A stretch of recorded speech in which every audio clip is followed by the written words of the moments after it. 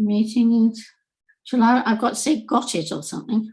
Yeah, so you should have. Got it, whatever I've got. The meeting is now streaming live, and so I will leave you to it. Yes. Excellent. Shall I've got to say got it or something. Yeah, so you should have. Got it, whatever I've got.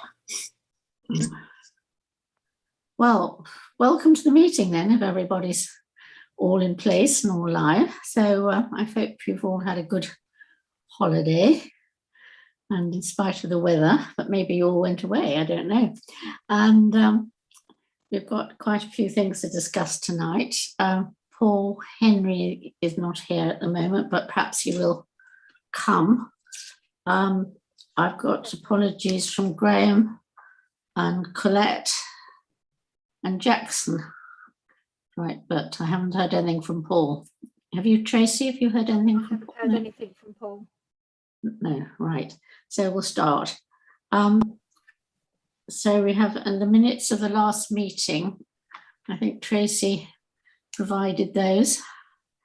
Did you get them, Alison? Alison, did you get the minutes? I haven't received the minutes. You haven't received. I'll forward them on to you. Did everybody else? Is everyone else happy? Couple of comments. Paul, yes. Firstly, I think the residents may like to hear that the discussion we had at the last meeting about the 5G pole to be erected at Worcester Road, Alseers Close, on the 26th of August, that was rejected by the Unitary Council. So just to that, I just noticed that this morning. So well done to everybody for that. Yes, well, that's very good news. Of course, I just see that today they've submitted another for a completely different location, and I'm sure these things will repeat themselves, but just for the residents in that area to know. Yes, well, they might put it in a better place. Well, yes. The second thing with and it's a point of order, I think, Chairman. With respect to the last meeting, thanks to Councillor Wheelhouse and Councillor Henry for drafting the responses, which were submitted with respect to the 5G mast and would have been submitted for 121 Hotspur Top Lane before that was withdrawn by the applicant. It just does make me think that we make sure we formally write on all of our objections rather than necessarily just sending a copy of our minutes. So I was going to propose that that might be something that we would consider going forward. Right, do I have any other thoughts on that? Paul, are you suggesting that we attach all of the objections to the minutes? No, sorry, no.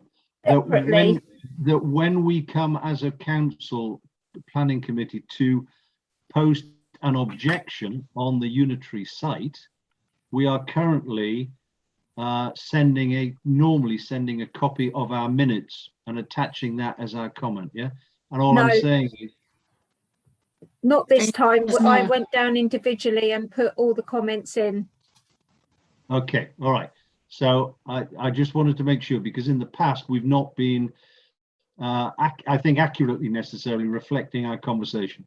So it's just to make sure that we, the full breadth of our conversation is reflected in our response. That's all. Yeah, no, which Alison did put on now for the 5G mast. Yeah. Okay. Does that satisfy you, Paul? Is that? Yeah, that's fine. As long as we agree. Okay. To that. Yeah. Right. So nothing more on the minutes. Declaration of interest. Oh, Alison putting her hand up. Yes. As usual, I'll have to declare that I'm a unitary councillor also. Yes. So I will not be expressing a view on the applications we'll be discussing, and I won't be predetermining them. Right, thank you. Now, public forum. Well, we don't really have a public here apart from Sandy. So unless he wants to say something. Sandy, did you have any comments as the public forum? I don't think I think he's mute. I don't think, yes. Sorry, I did mute myself, but no, I have no comments. Thank you very much. Right, thank you very much. Thank you. Okay, well, we'll move on then to the plans. And I'll go through each one. And if people know anything about that particular plan or have any strong feelings about it, could you put your hand up so that we could discuss it? So the first plan I have is for Tanglin, 45 Berks Road, which was for demolition of existing attached utility cum pool house and construction of a single-storey replacement utility pool house.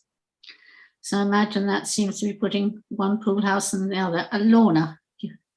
It's no longer on the. It's no longer on the website. Right. Do you think they've removed it? Mm. So, Well, has it been withdrawn or? Yes. Well, I think there's not much we will comment on that because it sounds like a replacement, unless it's absolutely enormous. No, I didn't look at. So the next one is 29 Cherry Tree Road, which is notification under town and county planning, permitted development, part 1, schedule 2, blah, blah. Single-storey rear extension, depth extending from the original rear wall of 4 metres, maximum height 3 metres, saves height of 3 metres. So I don't think there's much we can comment about that one either, as it's a saving height as far as it says. Then 109 Holtspur Top Lane at Holtspur, a conversion of existing integrated garage to habitable accommodation, single-storey side infill extension, single-storey rear extension and a roof extension, 2 rear dormers, removal of a chimney, garden studio to the rear and terrace. Well, the only thing there I think is how big is their garden studio, but otherwise it's all single story extensions, which I think we should probably pass. Any comments? No comment. And then there's Burgesswood Road, South Beaconsfield, creation of a first floor above existing detached garage, access via an external staircase. So they're building above their garage. Paul. Yeah, it was very hard to actually see the detail of this because the drawings don't show you very much detail. Right. I was therefore guided by the letters from the neighbours, Yes. who I think are quite rightly worried about being overlooked. The neighbour sort of front and back. This property is set back from the road, Right. so has a property on the road in front of it effectively, and then there's a resident in Elwood Road who backs onto it at the rear.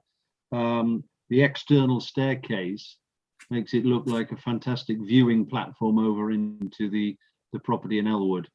So to my mind, it's about the impact on the neighbours. It didn't look right. Well, I've got the plans, yes. Yeah. So you'll see the property number 26. So if you just at the front on the road, no, the one to the left of that. Yeah. Yes. They're worried about the dormer window above the garage, which is Yes, overlooking. yeah, and then to the rear, to the up and right, on the north side of the garage, they're proposing an external staircase, which appears, it's difficult because you can't get down to the property because it's gated, but it would appear to look straight over the fence into Elwood Road property. So but it's very hard to tell because the diagrams and the drawings are poor in detail. So I would, Indeed, yes. I would object to it on that basis. I think so, because I think it's a bit unfair when you can overlook straight into gardens, and I think that is a definite planning no-no. So I think we should object to that then. Was that agreed? Because it sounds, especially the neighbours have objected. So object. Thank you, Paul, for being able to see the plans. And then the Sandals, 6A Sandals Way, demolition of existing bungalow and erection of a new dwelling. Does anyone have any knowledge of that one? It looks fine to me. Yes. Well, if it's just one house going and another one being put up. And it's not as large as the one next to it that's already been built. So, and I don't think there are any objections to it either when I looked. Yes, excellent. Okay, thank you. And 11 Beechwood Road, which is a part single, part 2-story rear extension, conversion of existing attached garage and first floor extension above, demolition of the detached garage. So they're converting it to something. 2-story side extension incorporating integral garage, I see. Relocation of existing vehicular access and entrance to changes to windows and doors. Well, the highways might have something to say about that. Paul, yes. Yeah, this property has a long history. Its planning application for redevelopment has been rejected twice, including once. The first time they went to appeal. The second time they did not go to appeal. So this is a third attempt. And basically it was rejected the first 2 times on the basis Paul, of, welcome. Oh. Welcome to Paul. I think he's muted, but never mind. He's muted, yeah. It was rejected on the basis of being out of character with the other properties in the street. They've now come back. It's difficult to see, but it would appear to be more in line with the character of the rest of the street. But there was no color visuals or anything like that. So as best I can tell, I think unitary planners will be well aware of this, and I don't know whether there will have been conversations had, but I think they have been trying to address the issues that were raised in the previous applications. Yeah. I don't have a view on that. No, yes, we've got the picture of it here. Yeah. I think the first time they tried for a huff house. The second time it was a very modern design, which was very out of character. This is street, I believe, has a lot of mock Tudor. Yes, well, this is in keeping. And it looks a lot more in keeping, yeah. Yes. Yes, because it's very similar to the design of the original with the sort of mock beams and so on. Yes, exactly. So I can't, but I think unitary will know this very well. Yes. Well, I mean, if it was turned down on grounds of being out of character, well, it now appears to be in character. Yeah. Perhaps we should not object to that one, and then unitary have further thoughts on it because of its previous history. They could turn it down. And I don't believe there were any objections on it. There were no objections, no. Well, it looks a sort of Beaconsfield type house, so I think probably we shouldn't object to that. Yeah. I don't know if anyone else has any thoughts. Okay. We'll now move on to 30 Woodside Avenue, which is 36, you're quite right. Proposed single-story home gym. Oh, very good, Paul, again. You have... This one has actually been called in by Councillor Jonathan Waters from Penn. All right. And the reason I believe this house backs onto his constituency, so it's right on the border Yes. between Beaconsfield and Penn. He's called it in on the basis there's a very large oak tree in the property close to the boundary with 36 Woodside Avenue, which again is a property that is set back from the road. Okay, so effectively it's placed where you might think traditionally at the end of somebody's garden. It's a property that's set right back from the road. The concern is damage to a very large oak tree. Has it got a TPO on it? Do we know? Yes, it does have a TPO on it. Yeah. So yeah, Alison may have a little bit more info on it. Yes. Alison, do you? Thank you. I think the question will be whether the new home gym, which this building is going to be, is within the root protection order of the protected tree. I couldn't actually work that out from looking at the plans because it depends on the girth and size of the protected tree. So it has been called in, as Paul has said, by Councillor Waters. So I think it's going to be a case of the Unitary Planning Committee taking a look at the impact on the protected tree. Yeah, Yes. I looked at, I visited there today. It is a very large oak tree. Yes. Very mature, and so I'm sure has a very large, substantial root structure. It wasn't clear to me. I had meant to go back and check what the foundation structure was for this building, or Yes, whether I it did. was to sit on a concrete plinth. But as Alison says, I think we leave that one to the unitary Yes. people. And they'll call in an arboriculturalist or whatever they are to Well, yeah, advise on the roots. yeah. I think. But I think we should just note that we have our concerns as well, I think. Yes. So we'll note concerns for the root of the tree. Yeah. Very good.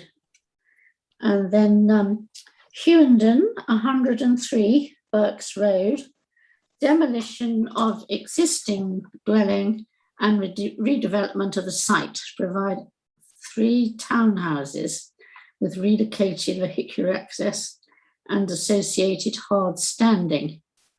Well, that sounds quite big with 3 townhouses. Are they 3-storey? Yeah. Yeah, Just I think as they are. Yes. So that will be taught. Yeah, Alison, sorry. Paul, sorry. Paul, you had your hand up. I think if you look at the street view, this Yes. property therefore suddenly goes up quite a lot. Oh, I think there have been planning applications put in for properties either side, but currently as they to do exist similar today- things. today they are much lower. So I didn't have enough time to go back and check again. But I don't know the status of those other applications, but I still think this looks quite a large. Yes, it sounds a bit out of keeping with the road as well. Yeah, except it's very close to the end of Berks Road where there are blocks of flats on the Flats, A40. right. I forget the name of them for the minute. Right, thank you. So- Alison is going to say yes. Sorry. Thank you. I just wanted to add that on this site there is an extant planning consent for a replacement, just one large new dwelling. So I think that would be relevant to consider. Yes, not for 3 houses. This property does fall within the residential area of exceptional character, whereas blocks of flats, which aren't too far away, do not. So I think that's relevant. Yes. Thank you. Does anyone else have any thoughts on that, whether we should object to it? I think we probably could object to it on grounds of being out of keeping with the road scene. And yeah, the height, yeah. Would you agree with that? So I think perhaps you'll object to that as sort of increasing the flatting aspect of the road.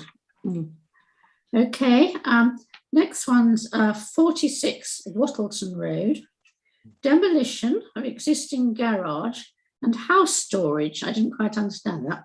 And erection of a 2-story side and single part 2-story rear extension.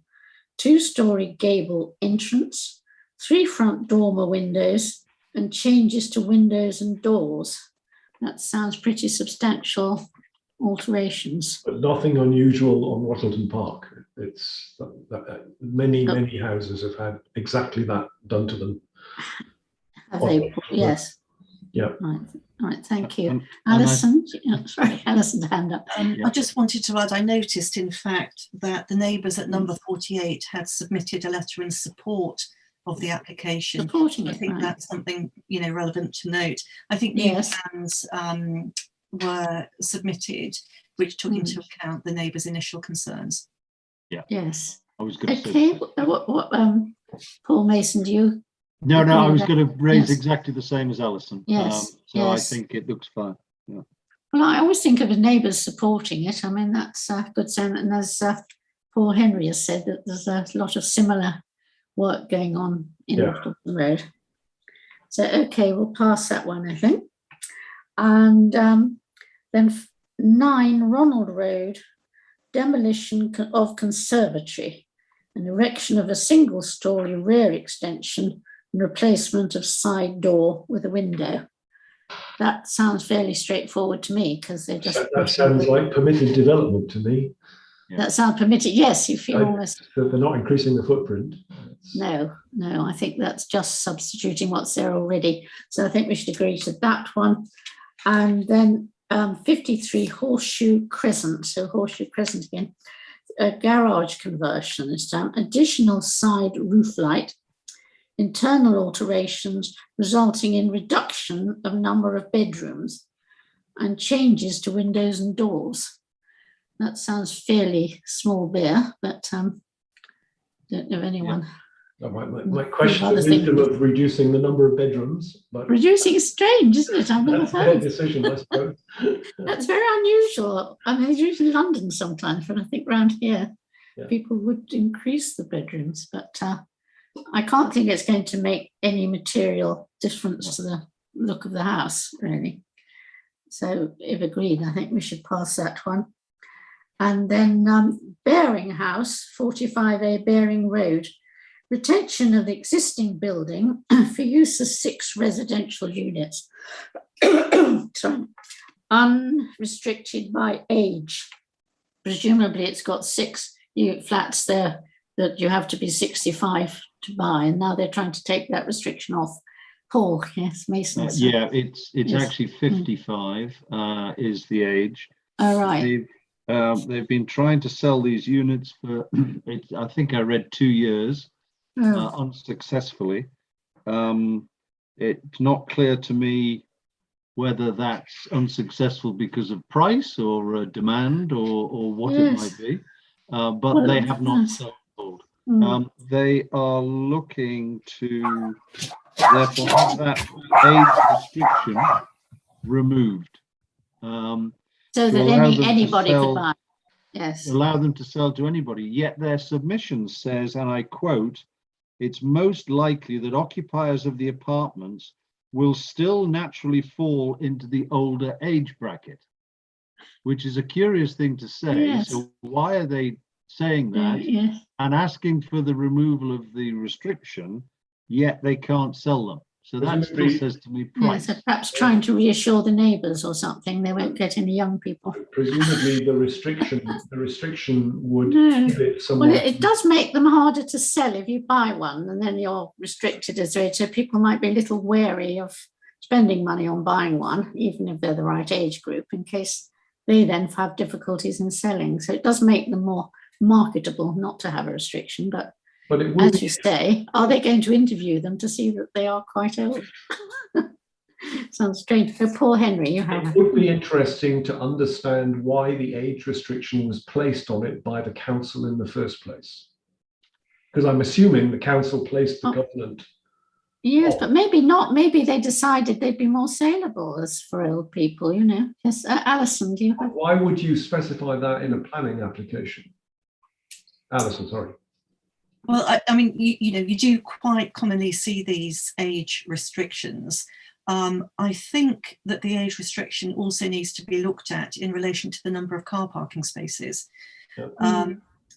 I think the number of spaces should be examined, because if they fall below the recommended number of spaces on the basis that the occupants were age restricted, you know, you may form a view on whether it's right or not to remove the age restriction, and this could, you know, serve as a precedent as well going forwards to other age restricted schemes. So I just leave that with you. Yes, I mean, I just wonder. I mean, it's usually out of whether it was a council thing to put age restrictions on buildings, or whether it was the developers who did it to try and make a special market. I can't imagine the developers deliberately putting a restriction on a planning application, asking to have a restriction. Why would they do that? Paul Mason, yeah. Yeah, I mean, I agree with Alison. I think there's a lot of history on this relating to the number of car parking spaces, Car parking, and lack of space to turn. yes. And originally they wanted only 3 car parking spaces, and then eventually agreed to 6, and that was the basis on which they went forward. And it might therefore be that that was what led to the restriction by having the age. The only way they could get away with it, and then they would presumably try their luck at a later stage to have it changed. Right, just Lorna, I've got your hand up there. Yeah, I see. Just reading the letter from Bovington's estate agents, who Yes. have said, despite the number of viewings, they haven't been able to sell one, and they believe it's down to the age restriction because similar apartments have sold out in the old time. It is unusual. I mean, it's a fantastic location. Is it? Yes. Well, I suppose we should encourage things to go to younger people if they want to buy it, but perhaps we should be concerned about the car parking spaces and put a rider on the. Yes, Paul Mason. Yes. Well, I'm wondering if there's and I throw this out as something just for discussion. We are all aware of a lack of affordable housing in the town. Perhaps 1 or 2 of these flats could be sold on an affordable basis, as a quid pro quo for reducing the age. I don't know. We could do that because I mean, if they can't reduce, if they won't reduce the price to sell it to old people, or they're not going to reduce it to have young people. How badly do they want to sell them? Yes, quite. Well, I don't know what we think about that. I mean, I just personally think perhaps we should allow it, but say that please look into the car parking. Presumably, either the officer or the councillor, if he or she is still around at Buckinghamshire, will object to it if the reasoning for the age restriction was reasonable at the time of the original planning permission. You know, we can't guess what it was. So it may be online if we look back at the original application. I mean, I suspect that they thought that lots of older people in Beaconsfield, it would be very attractive for them to think they'd have a flat with, and presumably it was a bit cheaper anyway, saying as well. When they've got age restrictions, they're normally a bit cheaper, aren't they? So it seems odd. Well, perhaps maybe we should. Moving on, maybe we note our concern about the loss of the over 55 status, and that we suggest that the council reviews the original decision that they made. The Unitary Council reviews the original decision that was made. Yes, I think we should put some bit of a caveat on it. So perhaps we could put that, Tracy, that we'd like them to look into why it was first given and whether it should be removed. Right, thank you. We'll now move on to the next one, which is 47 Gregory's Road, demolition of existing, erection of new replacement dwelling with additional vehicular access. So that is knocking down one and putting up another. Paul Mason again. Yes. It's knocking down one and putting up a very large 3-story, which looks a little out of character, I would say, with other houses on that side of the street. Having said that, on the opposite side of the road is a 3-story building which has flats in it. Right, but this isn't to have flats, is it? But it does look a little high versus its neighbours. I mean, by an extra story. Yeah. Yeah. I don't know how much success we have in rejecting things on matter of height, or whether they're normally passed. I think we get, sorry, Lorna. Yeah, there's 3 letters of objection for this. Oh, yes. One of them from a neighbour. Right. And they're people objecting. overlooking their back garden. Overlooking again, yes. Well, that's the trouble if you make it them much taller. Yeah. Well, I think we should reject it as being out of character and just too large. And with the threat of overlooking. I don't know if anyone would agree with that. That would be my thought. I agree. Yeah, I agree. Yes. Agreed. Okay, right, thank you. And then next on to Woodcroft House, 6 Bearswood End, which is change of use of outbuilding to a dog grooming business. Well, I don't know anything about dog grooming businesses, whether they have to have a license from us or something. Paul. Yeah, so as best I can tell, the outbuilding at the rear of the garden, close to Ledborough Woods behind. Oh, right. There are objections.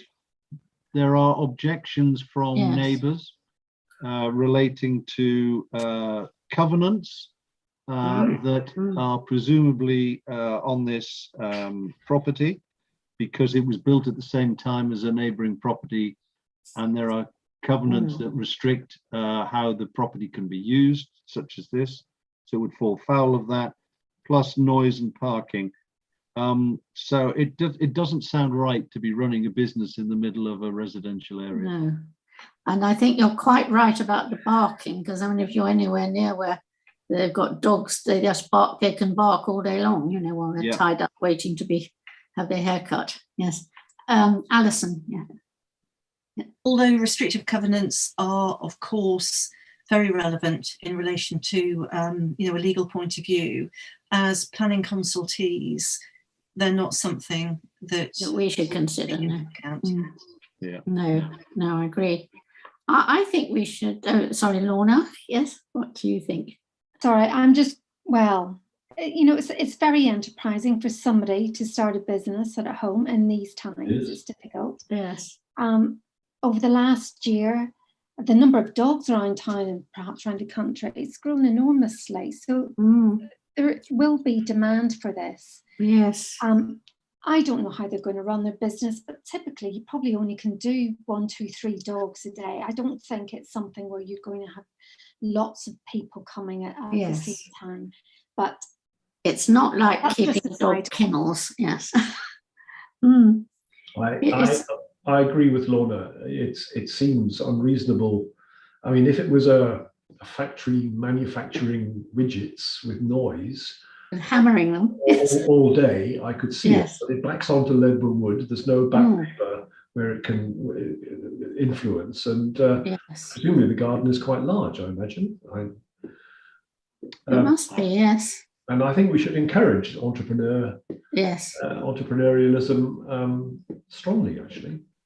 And then, I mean, if later on there are huge objections from neighbours about noise, well, then that's another matter. But we could hope that they were all quiet little dogs. Well, but so the neighbours are objecting on the basis of noise. They are, So, yes, yeah. yes. Barking dogs, presumably. Barking Yes. dogs, yes, yes. Which may Well, not happen. maybe we should allow it. Presumably, I mean, do we grant licenses? I don't know. Sandy? Thank you, Chairman. Yes. I wonder if I could just bring to the committee's attention the fact that there is no restriction on the number of dogs that will go round. There's no restriction on the number of cars that might be waiting in the road and queuing up. As Councillor Mason has said, it is a residential road.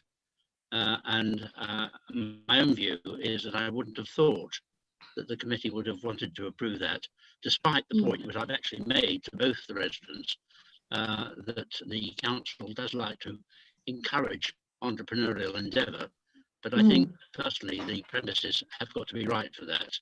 And I don't believe this premises in this location are right for that. But that is my observation, of course.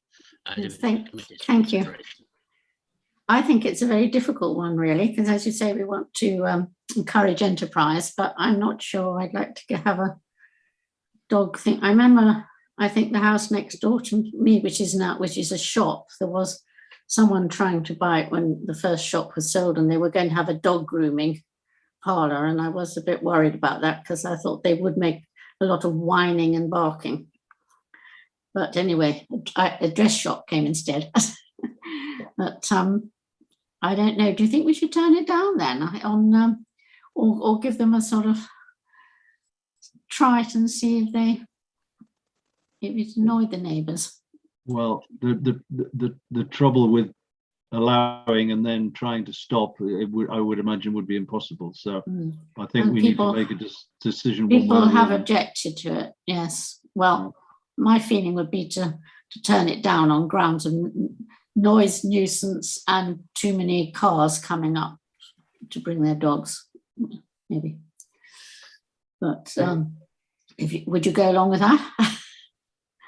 I would support that. I would You abstain. would. Yes, and you live staying, Paul. Okay, thank you. Okay, well, I think that's a majority no, but anyway, the dogs in Beaconsfield all look terribly smart, I would think, so I think there must be a lot of dog groomers around. The next one is it's called Estairs, 23 Amersham Road, single story front and rear side extension and a new front dormer. Single story, I think we allow that.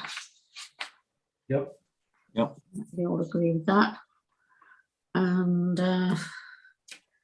page 3, page 4. 24 Mayflower Way.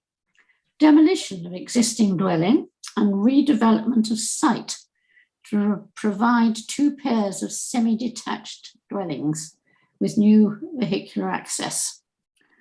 I'm sure Paul Mason will have looked at this.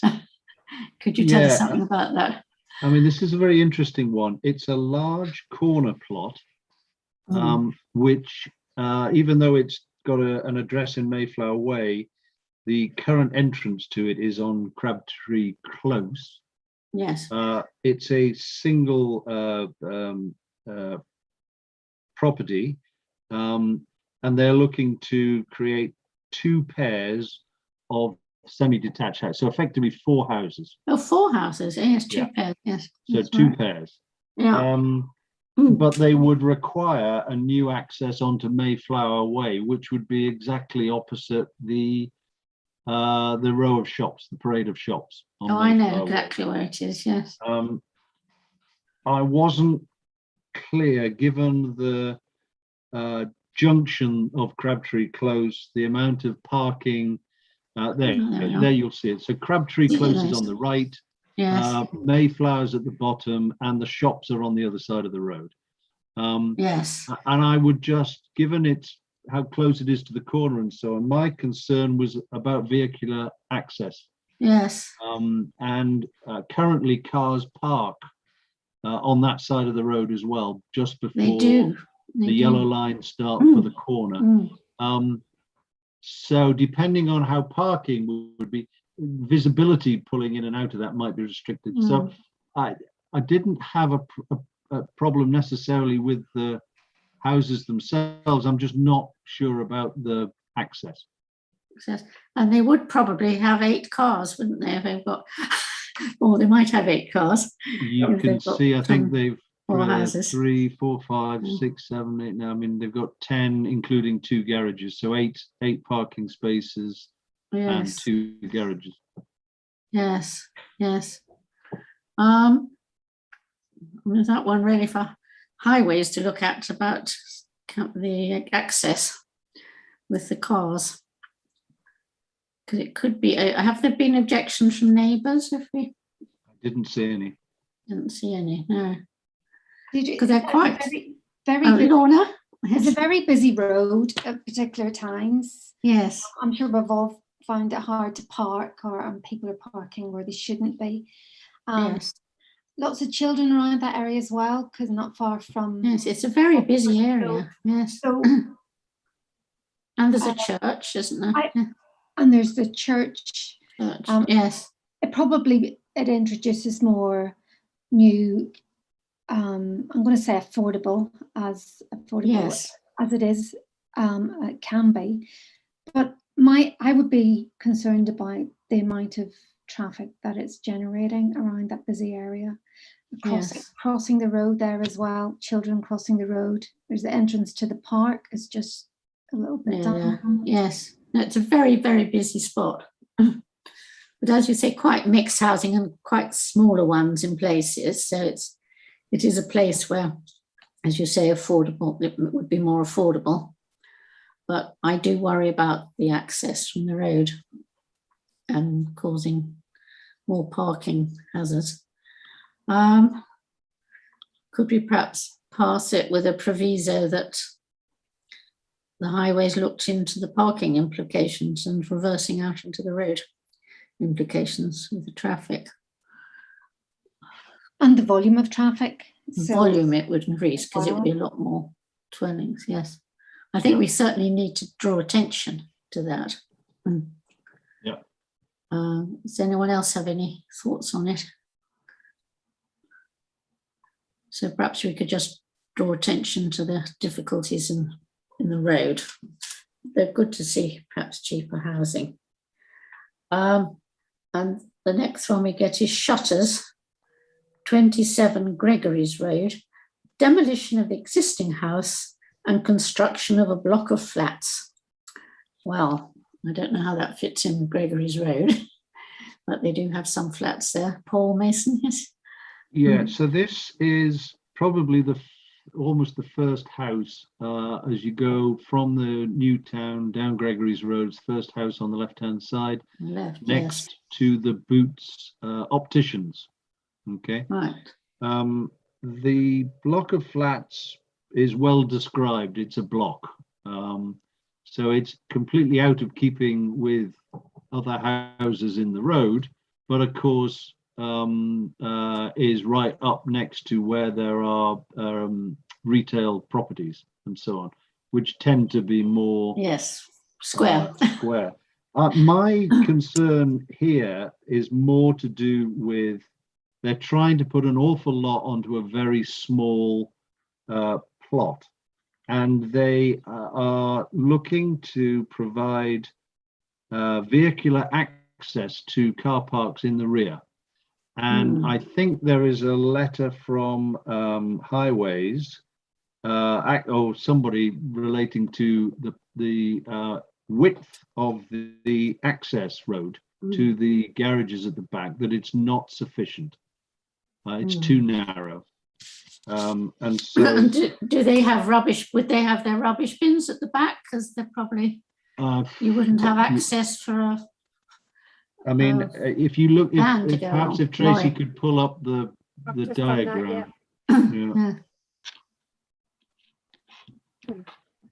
And I think there's also issues about it overlooking and taking light from its neighbour. So the highways consultation letter,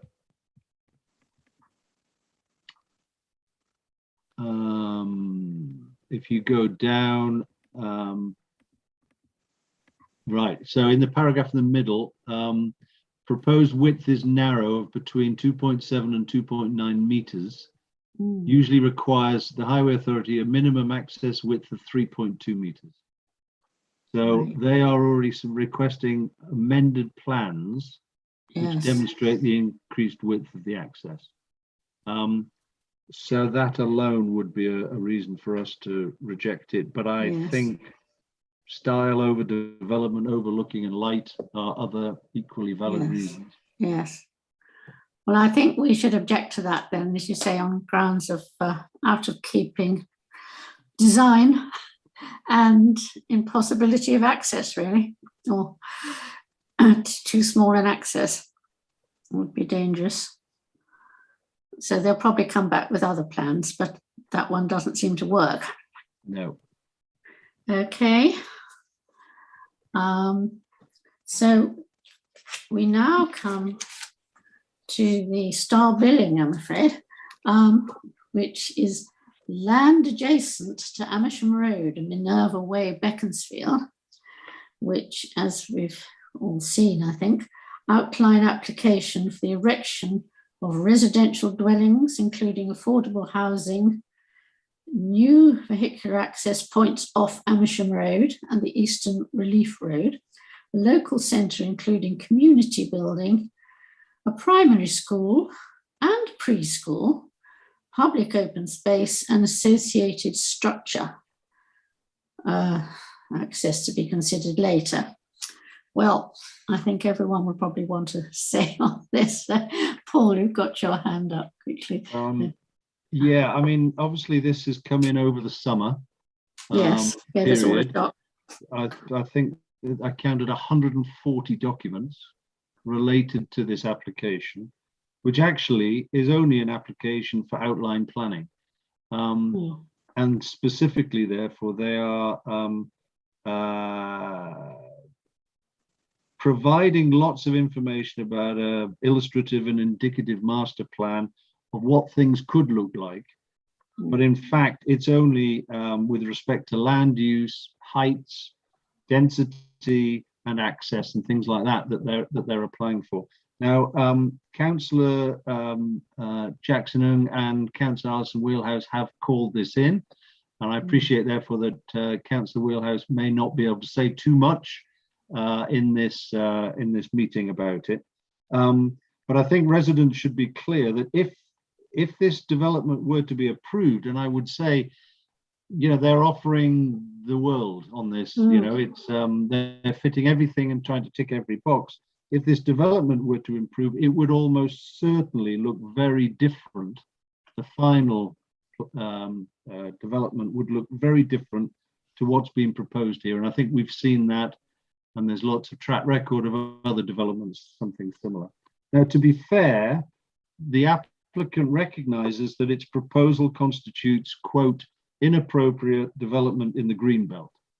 However, they are wishing to argue that it can demonstrate very special circumstances that therefore warrant approval. And that very special circumstances are some of the things that they then go on to say that they will provide and offer. Okay. They rely very heavily on the former South Bucks District Council assessment for housing needs without making any assessment that I could find. I have not read all 140 documents yet as to whether that assessment of need still exists, or indeed that the need might have changed in South East Buckinghamshire as a result of the creation of the Buckinghamshire Council. So I would believe that that needs to be completely reviewed. They are suggesting 40% affordable housing, quote, subject to viability. Yet I could not come across any project viability statement to be able to review whether this is likely to be achieved or not. And we've again seen the viability argument used in many developments to try and get out of promises previously made. I had some concern about transport. They contradict themselves about the number of vehicular access points. In one part of their documentation, they're talking about 3 access points to and from the relief road. And in another area, they talk about 2 access points. That may not be necessarily relevant. However, in their transport assessment, they make an assessment of the increased vehicular movement on a per minute basis during peak hours. And I would suggest, therefore, it absolutely makes a difference as to whether there are 2 or 3 access points. I would note that they are proposing simple priority T-junctions, which, if anybody knows the way that people are trying to pull out onto a 40-mile-an-hour road, it's going to be quite slow. My concern, therefore, would be that they would try and access the old Amersham Road, the one vehicular access they're looking for there, and we might be encouraging the rat run of Amersham Road to the old town roundabout, etc., etc.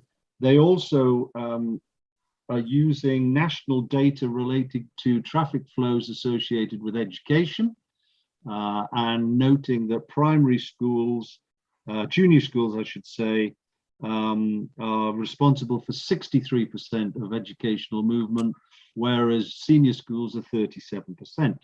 I cannot understand, I cannot see the detail of their transportation assessment model.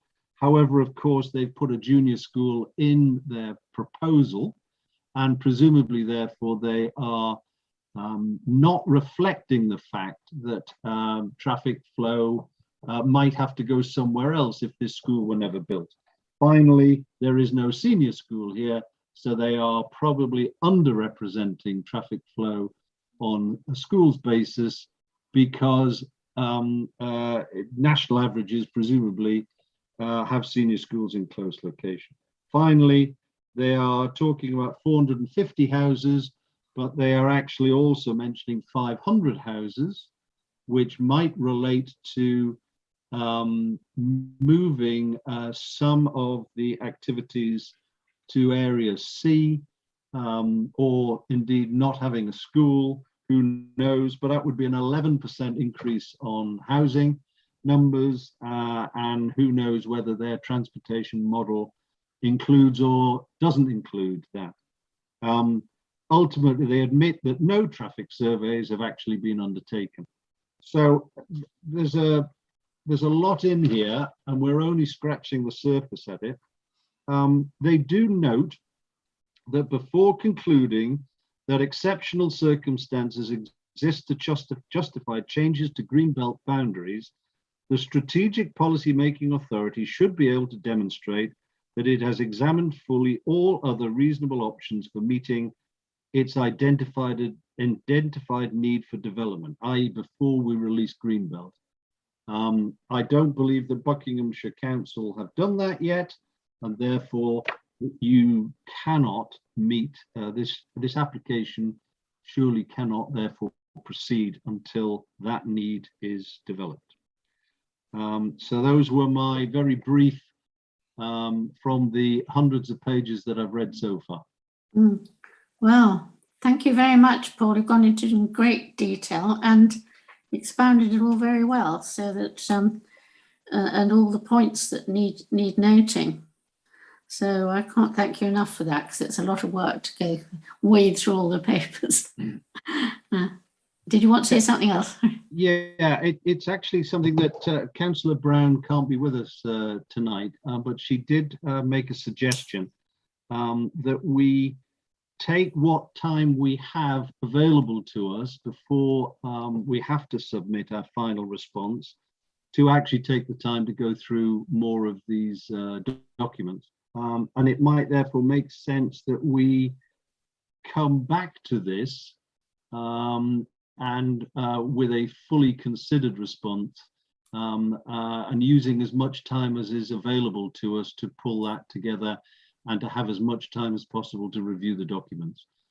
So I'm not quite sure when the deadline for that would be, but perhaps we could defer this until we are in a position to put some of this and more down on paper. Thank you very much, Paul. Well, my pictures have gone off, but Alison did have her hand up, so could I ask Alison for any comments that you have? Thank you, Deirdre. As Paul has said, there are well over 100 documents to this application, and I'm certain that more will be added over the next several days, not least a viability statement. I have already requested from the planning department sight of the viability statement so that the residents can examine that to get a feel for whether affordable housing will be viable on this site or not. I've also asked the planning department to allow residents 21 days from sight of that additional document in order to review it and comment. So there will be time for us all to go through this application in the detail that it merits. And I would also propose that the town council should work on its policy statement regarding this type of application for the next town council meeting coming up next month. I did happen to see on Nextdoor, actually, that the leader of Bucks Council, Martin Tett, and indeed the cabinet member for planning and various other councillors had posted a message on Nextdoor about an application in Little Chalfont. So it may be that our town council would wish to make a statement of its own, but certainly a policy statement I think would be very helpful for the council to work on for the next town council meeting. Right, thank you very much. Well, I think we certainly need to get together on this to produce a good statement that can be helpful. I haven't got a full picture, so I can't see. Is anyone else? Paul waiting. Paul Mason's waiting. Paul Mason, please, can you speak? Yeah, thank you. I would like to make a suggestion. I think at times like this, it could be very useful that we, from time to time, use external resource to help us. And I am aware that other community groups may be thinking of something similar. It would seem logical that we worked together on this rather than wasting resource by covering the same thing. So would it make sense, and I would make a proposal that we make a request for a budget item to be available to the planning committee to spend on consultants, traffic planners, whatever it is that we decide that we need to satisfy ourselves about this, and combine with other community groups who may be thinking of something similar. Yes, I quite agree. I mean, I believe, Alison, that the Beaconsfield Society are going to look into having someone speak up for this. So I think the more we could join together on this, the better, because we're all fighting for Beaconsfield. Alison, yes. My colleagues on the Beaconsfield Society's planning subcommittee are looking at it. I'm not part of that piece of work. So I think, Paul, if you'd like to, get in touch with the society and make inquiries, that's probably the way ahead. Yes. Perhaps you could give me some contact details offline. Yeah, sure. Thank you. I think that would be extremely helpful, and then we'll all be singing from the same page, song sheet, because it's a very big threat to us, really, turning up like this. And we can see the effects of the domino effect that we thought that once we had one big development there, that might be it. But no, it's sort of pollutes the next bit of land next to it, and then they want to build on that as well. And so it goes on. So it does require a concerted response from us to give our objections against it, showing that it does not have particular interest in the green belt, that it isn't a special case. Lorna, are you putting your hand up there? Yes. Yes. I just want to thank Paul for doing that work. There's a lot of documents there, and everybody else has had a chance to go through it. So it's appreciated that you give us that summary and support as well. That perhaps we look to the resource committee to see if they're able to provide us any funding. Get external help if deemed We should certainly bring that up for the next council meeting, if not before, in some way, because I think we do need resources to put forward the views of Beaconsfield. Tracy, does resources come before the next town council, or is it afterwards? The resources is before the next town council. Yes. So who's on that committee? For what date it is? I haven't got all my bits here. I think Alistair is on it. Alistair is on it, yeah. Is that something that we need to vote on to agree? I mean, we really need to know what we're asking for, but I would think so. I have asked Alexa to log in, so she's just logged off, just to see if she can advise. I'm not really sure. Alistair is. Paul Henry's just got his hand up. So Alistair's got his hand up as well. Yeah. Oh, sorry, Paul. Would you like to? Oh, mute.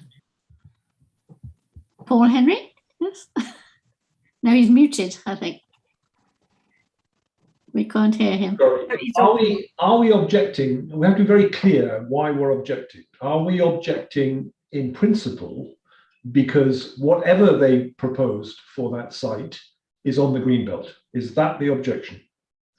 Or are we objecting to the style or content or volume of the proposed development? I think we need to be really clear, because objecting on the basis of it being greenbelt is a principled decision that the council would then be bound to on every subsequent application for greenbelt land. And have we decided that as a council? Paul Mason, I think you could answer that one, because they are saying, and the developers are saying that that it's a very special exception to the green belt. So we need to give our arguments of why we don't think that's so. I was making the suggestion that we didn't necessarily make a decision tonight, Paul. Yep. That and I think to make Alison's point about does the town council come up with a policy statement on the green belt? Yep. I think we need to. I think it's too early to say if we were to object for exactly why we're objecting.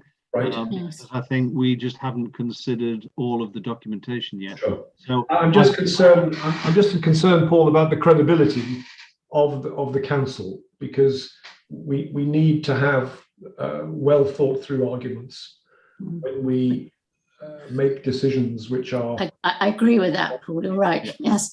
Alistair, you've been patiently putting your hand up there. Okay, I just wanted to make 2 points. The first is relative to the suggestion about spending money to assist with this review, as it were, or response to this particular application. Clearly that would have to go via resources, and resources is always in the cycle after the other 3 standing committees, but before the town council. So probably I think resources is on the 30th of September.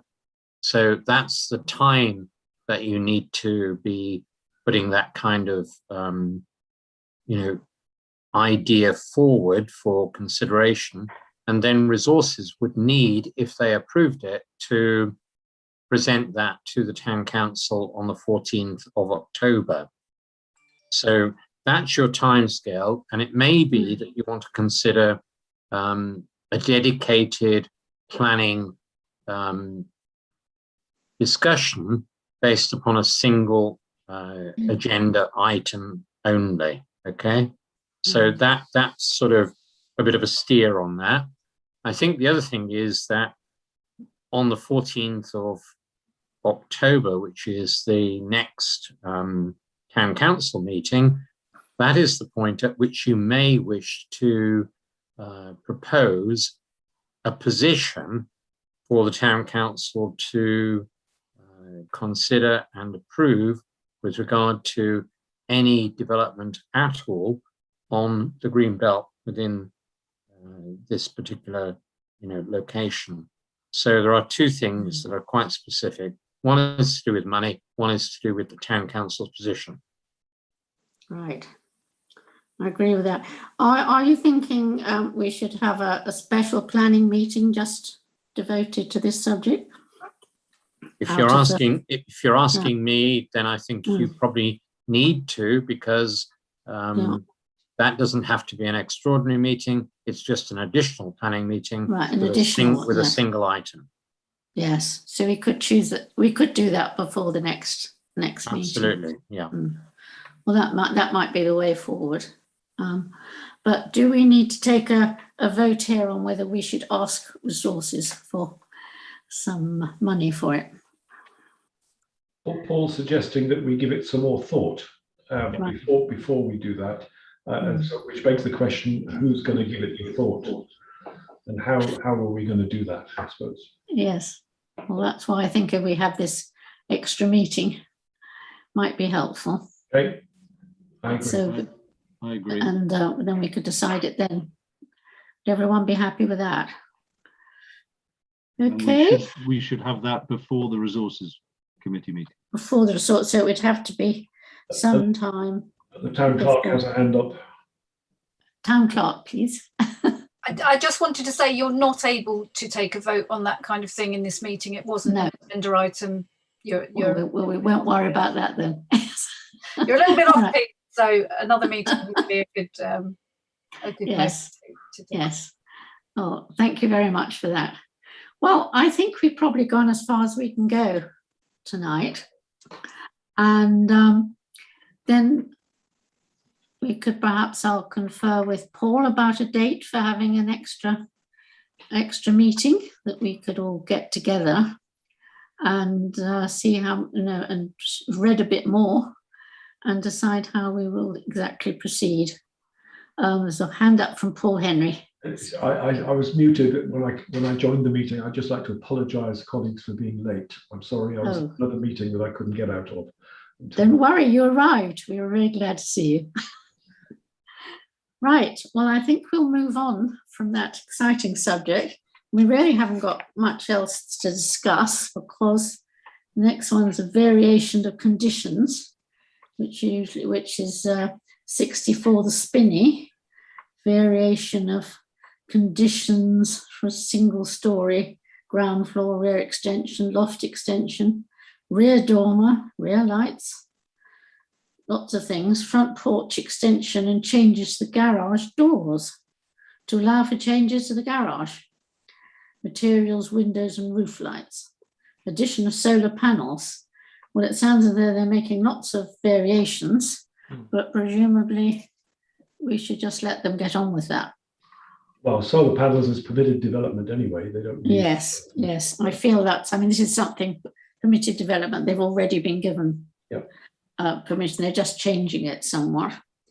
And the next one is for the Michael Shanley Group, 24 to 26 Aylesbury End, variation of condition, entrance door and fenestration alterations to allow for additional rendering to the front elevation and changes to entrance porch design. I did see pictures of this, but I couldn't see much difference in it. But Paul Mason. Yeah, I'm very surprised that this is here, given that this work has already been completed. Been done, yes. And this is a building organisation, Michael Shanley, I cannot understand how they've got themselves into this position. And I must say, I'm just surprised. And Yes. you know, what on earth is going on? And it must be a listed building there, I would have thought so. I'm not sure if it is a listed building. No, maybe not. It's basically Aylesbury End. The whole area is a sort of north of the church there. Yeah. But I'm surprised. I mean, they should know better. Yeah. Builders, but I did see pictures. It didn't look very different, I thought. Well, no, the door is now flush to the street. Previously, it was sort of offset and inset, I should say. So they brought their whole building out without planning permission. The whole building has been enlarged. Well, sorry, that inner courtyard area. Yes. They've now put the doors flush to the street rather than there being a recess in. Right, thank you. Paul Henry, you have... I've just realised, Chairman, that I have to declare a pecuniary interest in this.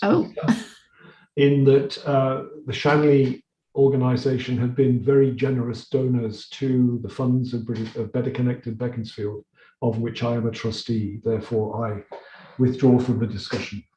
Right. Thank you very much for letting us know.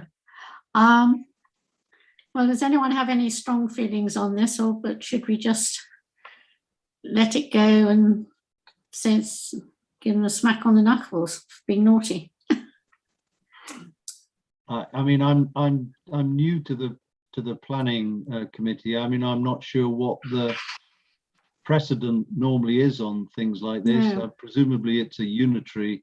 Well, unitary will make the decision. They'll make a decision. I mean, they could be forced to change the door back to what it was. Yeah.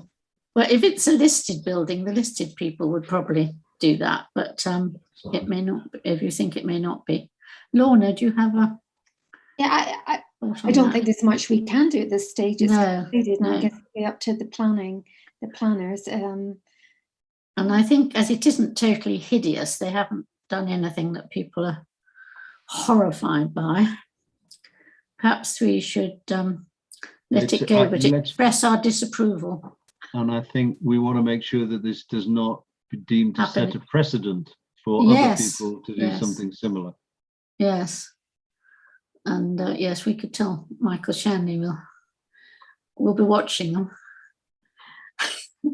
Sorry, Paul. Okay.